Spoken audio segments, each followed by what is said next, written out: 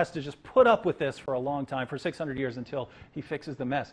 Was Allah just unable to keep that message preserved? That's what I'm hearing from my Muslim friends, and that is what I find absolutely blasphemous.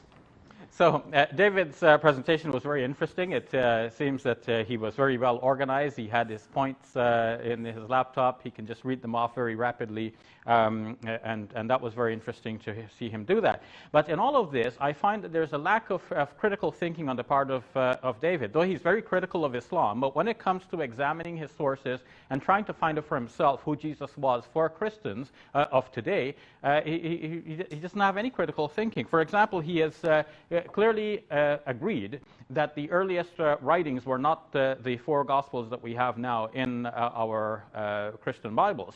And yet he does not try to see how to retrace the steps and find out who Jesus was before these Gospels were written. He does not try to follow my prompts and see how Matthew and Luke changed the story from the way it was in Mark, and how John changed the story even further. He continues to cite from these Gospels as though everything in all of these Gospels are absolutely true.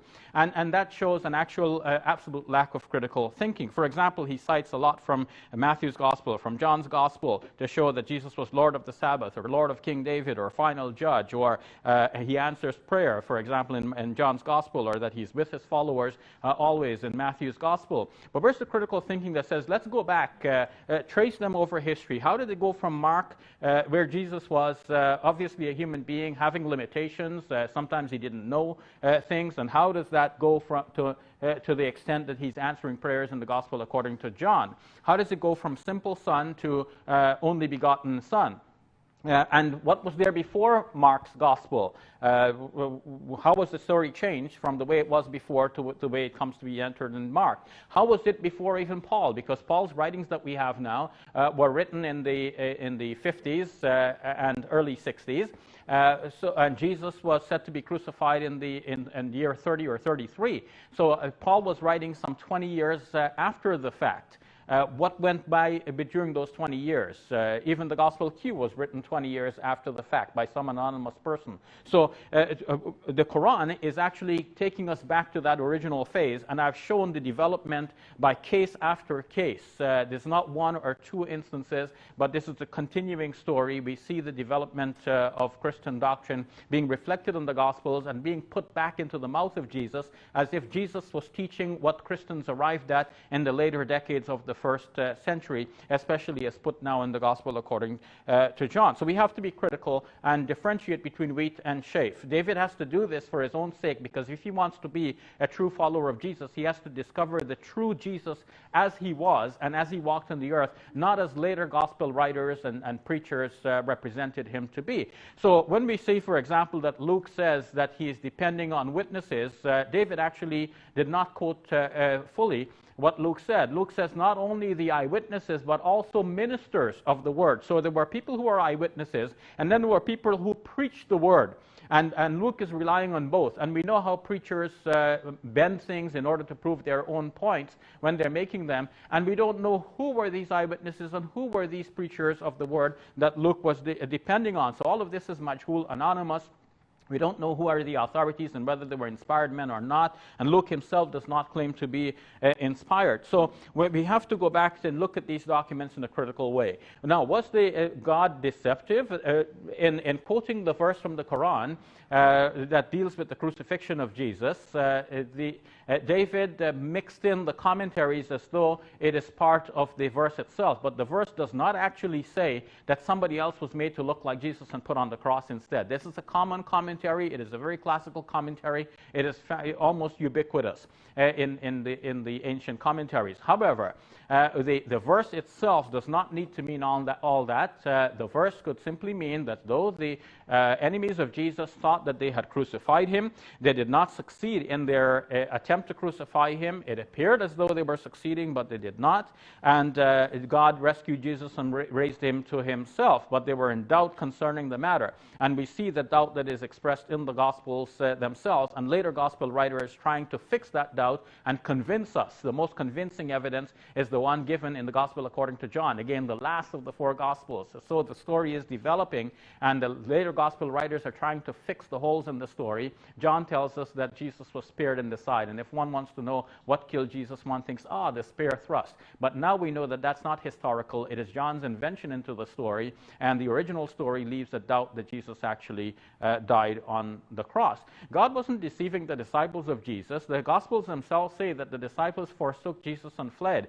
And if they knew that Jesus was not in God's protection, they would not have forsaken him and fled. The disciples of Jesus probably knew that Jesus was rescued by God and raised to heaven.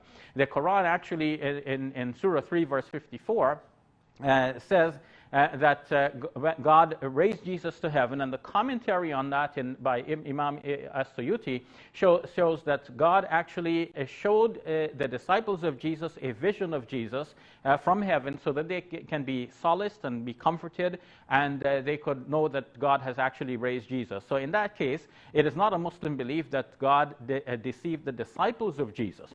But the Jews, the opponents of Jesus at the time, who wanted Jesus dead, they themselves felt that they were being deceived. And in fact, in that case, the tables were turned on them. They tried by hook or crook to get Jesus crucified, but in fact they did not succeed, and God actually raised his man to heaven. So to say that God was deceptive, I don't think is correct. That's not the Muslim belief at all.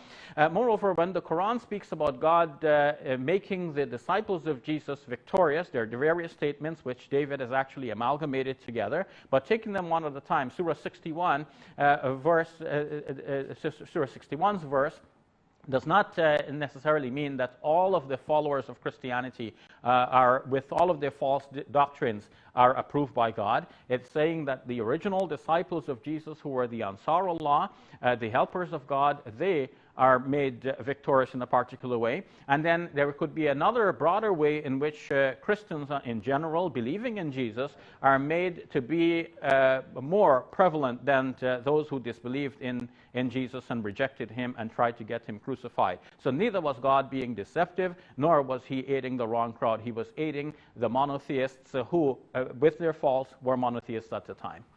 Thank you, Dr. Shabir. And we're going to reset the clock for David for 7 minutes for his first rebuttal.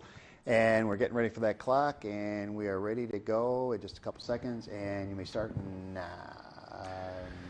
Thank you, Shabir. In my opening statement, I drew attention to 7 facts. The Quran states that Jesus was a messenger of Allah and a prophet of Islam. The Quran states that Jesus won a number of followers who were Muslims. In the Quran, Allah promises Jesus that his followers will be superior to unbelievers until the day of resurrection. If there were any first century Jews who converted to Islam due to Jesus' preaching, they didn't last very long. We have no record of their existence. According to Islam, Allah corrupted the gospel through the power of illusion, deceiving people into believing that Jesus died on the cross. The Quran states that Allah helped spread a corrupt version of Christianity. If he's the one helping the followers, then he's helping spread their message. And the Quran states, Quran affirms the inspiration, preservation, and authority of the Christian scriptures. So let's look at some of Shabir's responses. One, since the issue of the crucifixion is so crucial, I want to draw attention to an inconsistency in Shabir's method. If Shabir finds anything that any scholar has said that he can use to attack some Christian doctrine, he'll use that.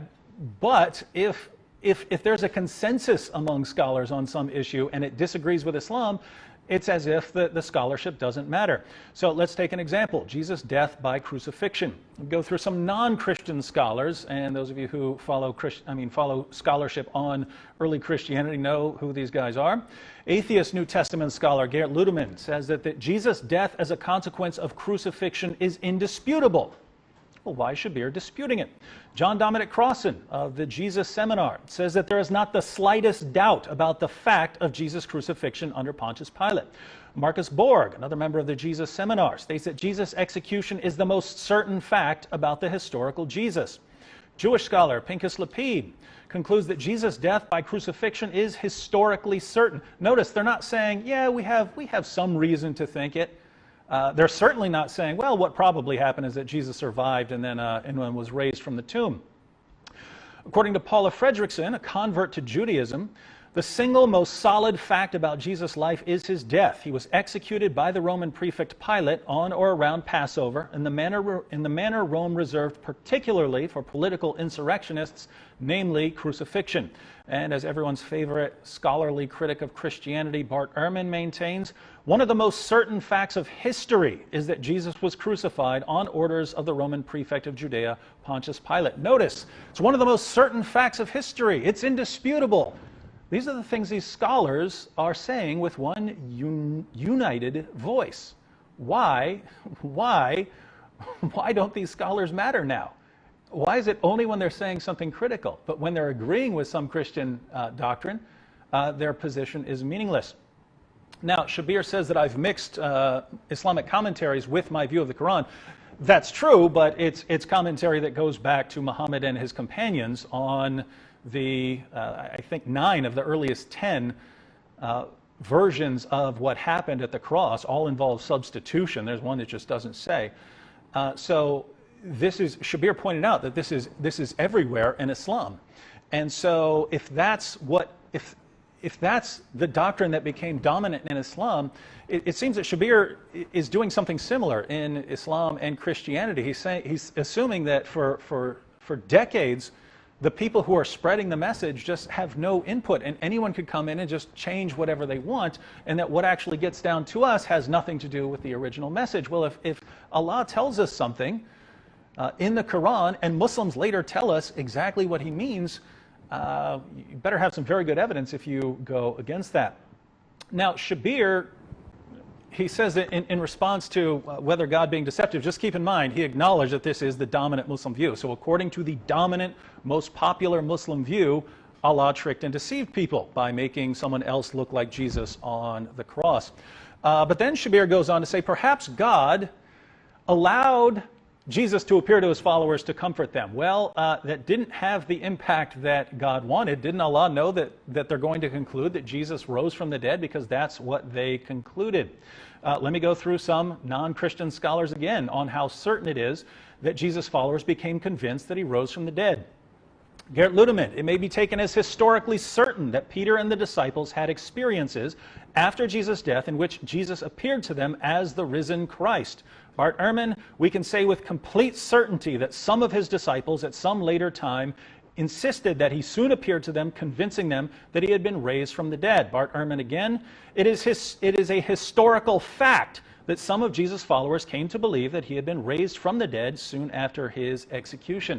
So notice, again, they're not saying, hey, we have some good reason to think. We can say it's probably true. They're taking this as historical fact and historically certain, one, that Jesus died by crucifixion, and two, that his followers, his original followers, became convinced that he had appeared to them, risen from the dead. Now, according to the dominant view in Islam, where did Christians get the idea that Jesus died by crucifixion? We got it from Allah. We got it from Allah.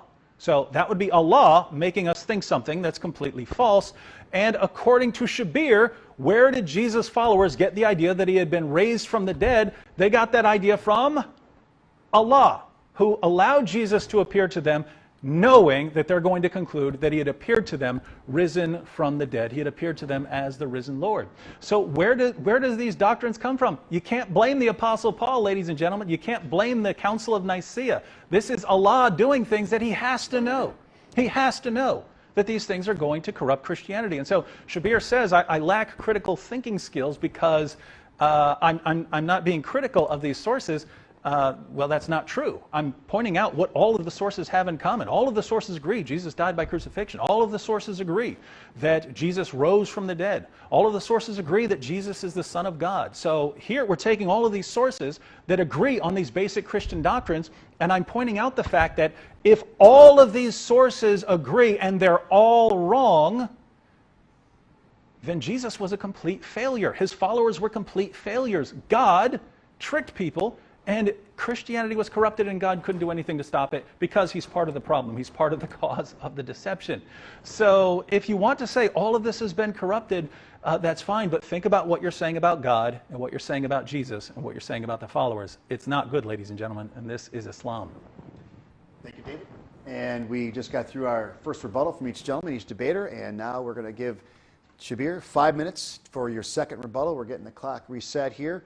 And we're getting close, and you can start right now. Okay, so David seems to be repeating many of the points which I've already answered, and it's interesting to have a debate going in this way because it almost sounds like, a dialogue of the deaf. Like we have to listen to each other, and if a point is already answered, we don't raise it again, unless you want to engage that answer and then look at a different aspect of it. Now, David is saying that God is deceptive following from the Islamic view, but in order for him to be consistent, he has to make points against Islam that do not rebound on Christianity. For example, what do we say about God being deceptive? The book of Jeremiah in the Bible says, Yahweh has deceived me and I was deceived. So that's the Bible's prophet saying that God deceived the prophet himself. In the New Testament, it says that God will send them strong delusion. So God sends delusions on people. And even a lying spirit, according to the Bible, God will send on people. So is God being deceptive in the Bible too? So deal with your own source before you come to deal with the Quran. But from the Quranic perspective, I wouldn't say that God was being deceptive here. God allows the flow of history of events, and people became deceived through that flow of events. Those who wanted by hook or crook to crucify Jesus, they were the ones who were deceived by the circumstances. They thought that they waited and witnessed Jesus dying on the cross. Jesus expired. The Sabbath was approaching. The Jews left to go and observe their Sabbath. And then later on, they heard that the body was taken down. They didn't expect that. So even on the Sabbath day, they violated the Sabbath rules to go into the court of Pilate to say to him that you should seal up the tomb to make sure that Jesus doesn't get out. Otherwise, his followers may come steal his body and then tell people that he resurrected from the dead. And then the second deception will be worse than the first. So they felt that they were being deceived in this circumstance. Now, it says that Pilate ordered for the tomb to be sealed. And the soldiers went and they sealed the tomb, but it doesn't say they checked to see if the body was still in there.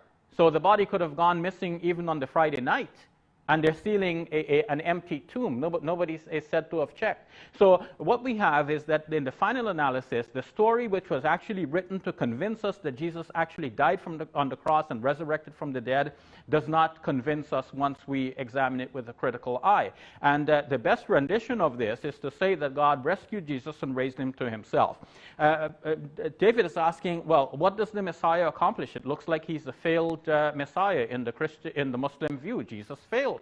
But in fact, the Quran is supporting a victorious Messiah.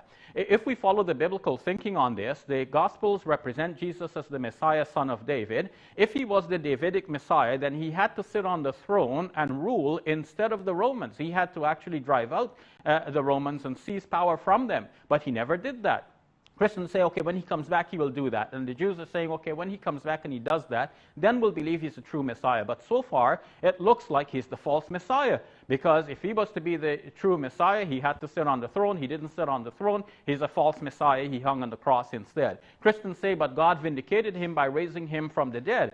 But if to all appearances he's the false Messiah, why would God raise him from the dead, thus vindicating him privately, whereas publicly to all of the Jews, God made him appear to be the false Messiah, so the Jews can go away laughing, ha ha ha, we crucified the so-called Messiah. The Quran answers that by saying, Ma qataluhu wa ma salabuhu. They killed him not, nor did they crucify him. The Quran is actually defending him and saying, no, you guys did not succeed, you did not kill him. And in any case, the Quran does not represent Jesus as the Davidic Messiah. So the Quran does not have this internal contradiction. That internal contradiction is there in the Gospels, which, when studied carefully, makes Jesus appear to be the false Messiah.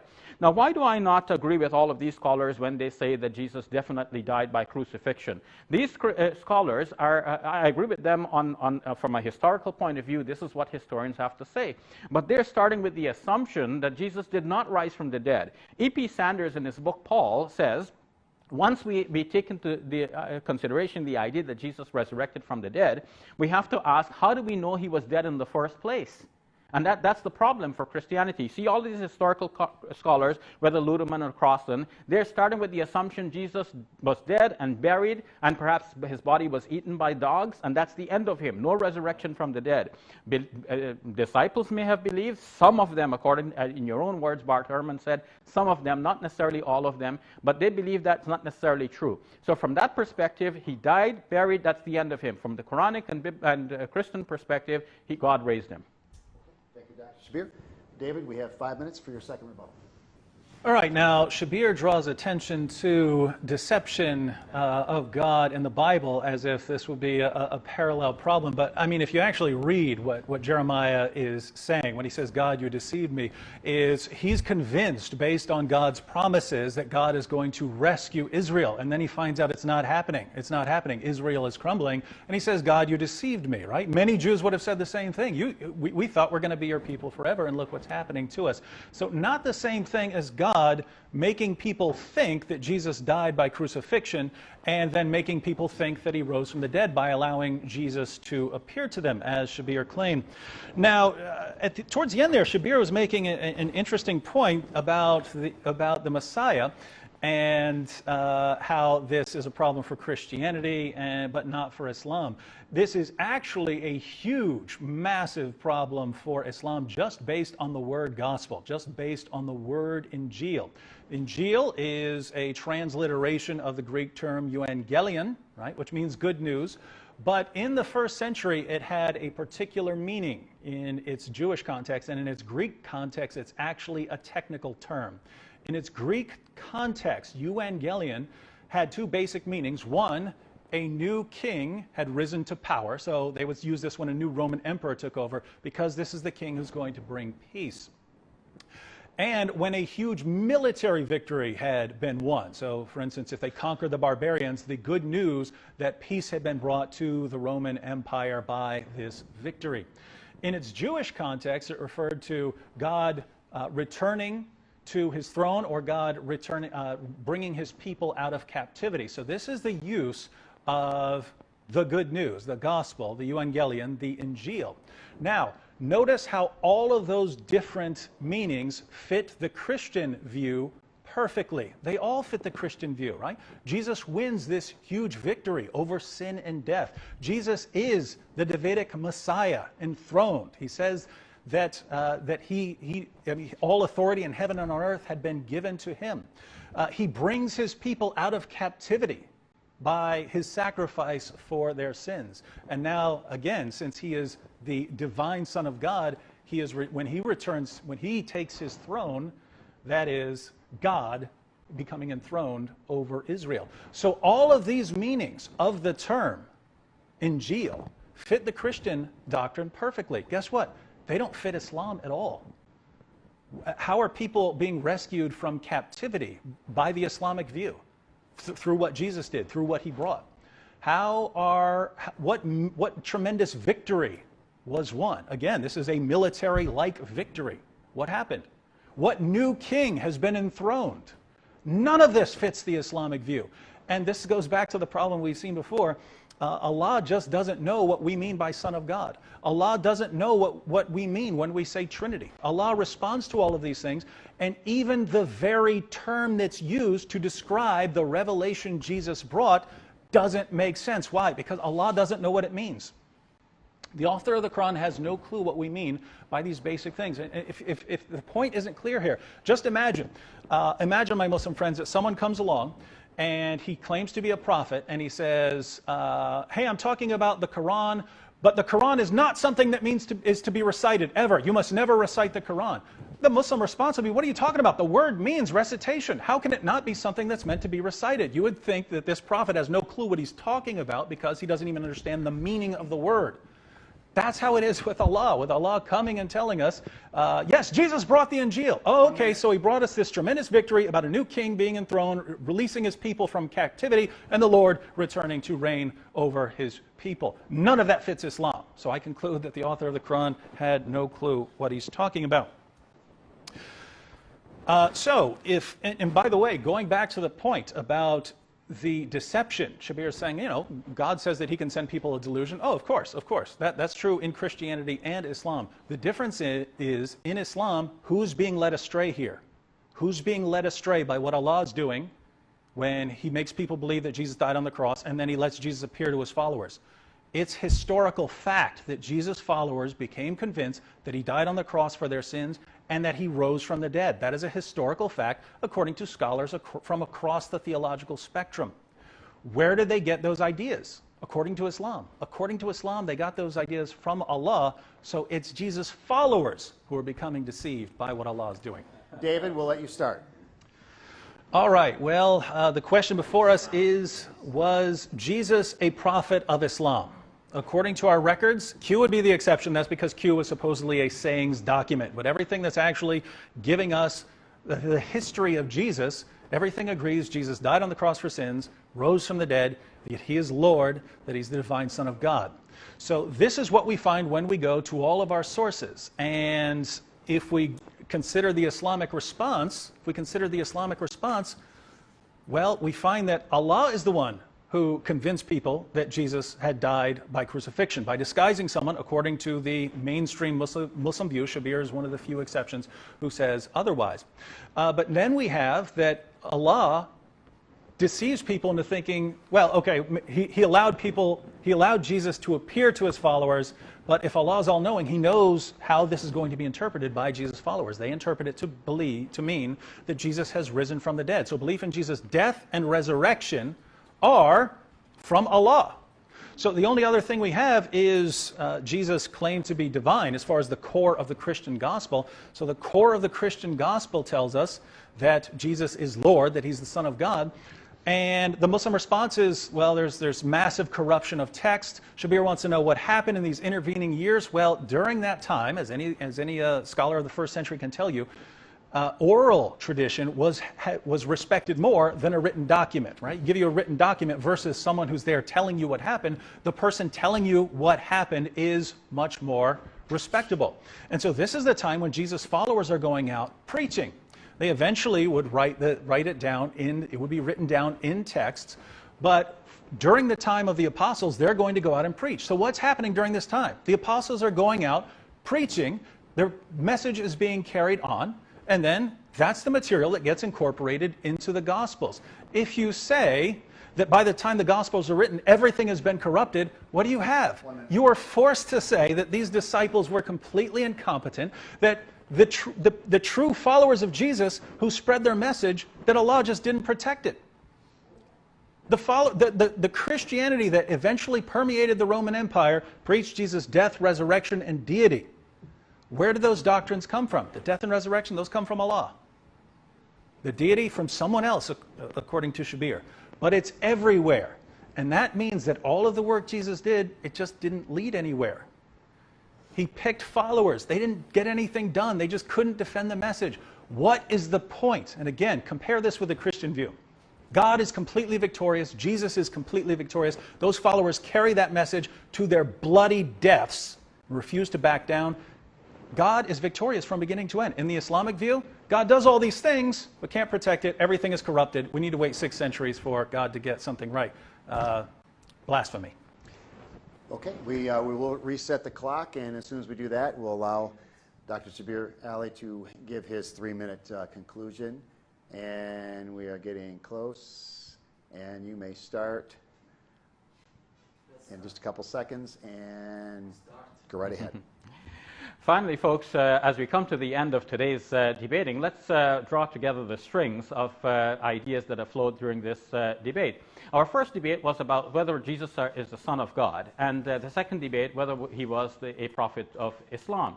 And we have seen in the first debate many arguments to show that Jesus was actually not the Son of God. He didn't claim to be the Son of God, but gradually the belief developed in him as the Son of God, first metaphorically, and then later on by virgin birth, and then later on still by ontological eternal generation from God. And eventually that led to the Council of Nicaea, in which was declared that Jesus is the very God of very God and that is how it survived in Christianity, though it's a very difficult concept to explain. The Quran draws us back to the original teaching that Jesus was a servant and messenger of God, and that led us to the second debate, which was on whether Jesus was a prophet of God. And in fact, we see that even in the Bible, there are many indications that Jesus was a prophet of God. He continued to preach that, and this is how he was regarded. Even in the last of all of the four Gospels, the most developed of them, the Gospel according to John, Jesus was regarded as a prophet. So the Islamic revelation is actually restating the earliest belief that was known about Jesus. He was a prophet, and moreover, it is clear that Jesus was teaching monotheism. In the Gospels, he bowed down and prayed. He fell on his face, according to Matthew's Gospel, and prayed to God. So he was obviously not the God he was praying to. He was obviously a prophet calling people to worship that one God. But his call was later on modified, where Jesus, in Mark's Gospel, for example, clearly declared the monotheistic formula, the Shema Yisrael. It was later on dropped from Matthew's retelling of the same story. Where Jesus was shown to be lacking in knowledge in Mark's Gospel, the story is rewritten so that he's no longer lacking in knowledge in the later Gospels. In fact, he starts to know the secret thoughts of people around him. So there's a development in the story. Similar to with the resurrection of Jesus from the dead, the story is later on written and rewritten in order to convince us that Jesus rose from the dead. But once we go back to it with a critical eye, we see the loopholes and realize that, for example, nobody checked to see if his body was still in the tomb, and perhaps his body has already been raised to heaven if we take the Muslim belief. Now, if we go to the Christian belief, then there's no reason actually for thinking that Jesus really was raised from the dead, because the Christian thinking depends on God wanting to vindicate Jesus. But since, to all appearances, Jesus already appeared to be the false Messiah, not by a reinterpretation. Later on, Christians will say, okay, gospel means this, and therefore Jesus still fulfilled the requirement of preaching the good news. But going by the initial expectation that he should rule on the throne of David, he didn't so rule temporarily. Therefore, he appeared to be the false Messiah. It is only Islam that rescues belief in him and makes it possible to believe that Jesus was a prophet and the true Messiah of God. Thank you. Thank